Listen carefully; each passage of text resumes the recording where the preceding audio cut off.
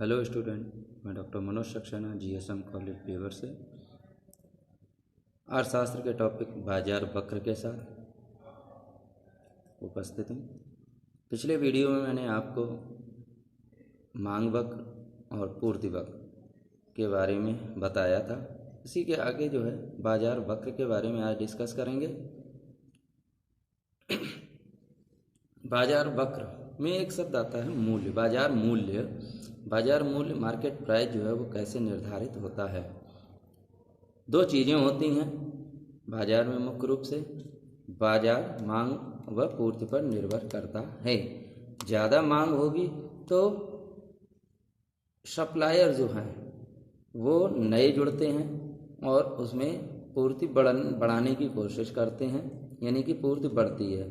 लेकिन एक चीज़ और भी है, यदि पूर्ति कम है तो और या मांग कम है तो क्या होगा किसी वस्तु की, इसी पर बाजार मूल्य का निर्धारण होता है। यहाँ पर हमने एक कर्व बनाया है, ग्राफ बनाया है, जिसमें एक्स अक्ष पर मांग और पूर्ति को लिया है और वाई पर हमने कीमत का निर्धारण किया है। यहाँ पर D1 और D2 मांग वक्र है और S1 और S2 है वो पूर्ति वक्र है। जैसे पूर्व में मैंने मांग और पूर्ति वक्र को दिखाया था, यहाँ पर दोनों को आपस में संलयन यानी कि जोड़ के दिखाया।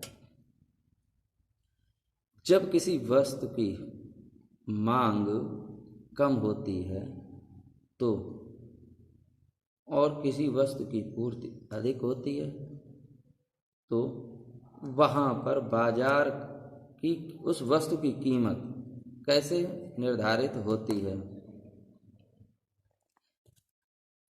यहाँ पर जो है D1 D2 और S1 S2 जो दोनों जहाँ पर संलयित यानी कि जहाँ पर मिल रहे हैं वहाँ पर बाजार मूल्य निर्धारित होता है। जैसे हम कोई चीज़ लेने जाते हैं और बाजार में वह चीज़ उपलब्ध है, दुकानदार जो है या सेलर जो है वो उस वस्तु की कीमत 100 रुपये मांग रहा है और हम उस चीज़ की कीमत 80 रुपये देने के लिए तैयार हैं। उसमें जो भी प्रतियोगिता होती है उसमें किसमें, सेलर यानी कि विक्रेता और क्रेता में बार्गेनिंग जिसे हम शब्द कह देते हैं, मोल भाव, और वह मोल भाव माना कि 90 रुपये में दोनों लोग तैयार हैं, क्रेता बेचने में और विक्रेता खरीदने में। वहाँ पर क्या है, वह मूल्य निर्धारण हो जाता है और उस चीज़ को व्यक्ति खरीद लेता है। वह क्या हुआ, बाजार मूल्य हुआ।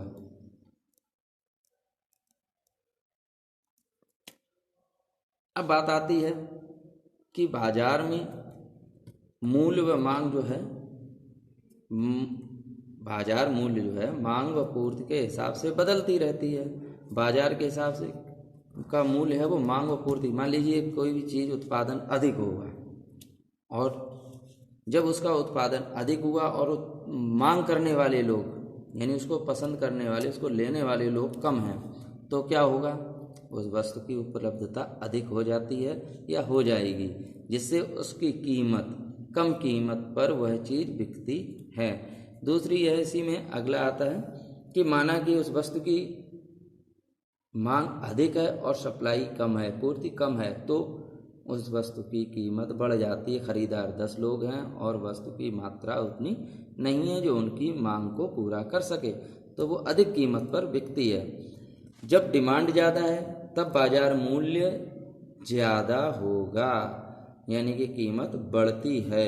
डिमांड अनुक्रमानुपाती मार्केट प्राइस होता है। दूसरी चीज़ आती है सप्लाई के बारे में। सप्लाई जब ज़्यादा होगी तब बाजार मूल्य कम होता है। यदि मांग कम हुई और सप्लाई अधिक हो गई है तो सप्लाई व्युत्क्रमानुपाती मार्केट प्राइस यानी कि कीमत कम हो जाती है। एक परिभाषा मैंने आपको बाजार के बारे में पहले ही बताई थी, फिर रिवीजन कर रहा हूँ, फिर रिपीट कर रहा हूँ। बाजार वह काल्पनिक स्थान है जहाँ मांग व पूर्ति के कारण एक दूसरे के साथ सौदेबाजी करते हैं और वह सौदेबाजी करके एक नियत मूल्य पर औसत या कहें सौदा तय करते हैं। इसी मूल्य को हम बाजार मूल्य कहते हैं। यहाँ कर्म में मैंने आपको बताया था, इसको फिर समझते हैं एक बार। जहाँ पर मांग और पूर्ति दोनों का संलयन होता है बाजार मूल्य निर्धारण होता है या बाजार मूल्य कहलाया जाता है। इस ग्राफ में ओ एक्स पर हमने मांग और पूर्ति को लिया था और यहाँ पर हमने कीमत को लिया है वाई ओ वाई पर। जो S1 S2 है वो पूर्ति और D1 D2 है वो मांग वक्र है। कीमत मांग कम हुई तो और पूर्ति दोनों जहाँ पर मिल गए वो बाजार मूल्य का निर्धारण करते हैं। ठीक है स्टूडेंट, आज के लिए इतना ही है। अगला टॉपिक हम फिर लेकर के आएंगे, तब तक के लिए गुड बाय।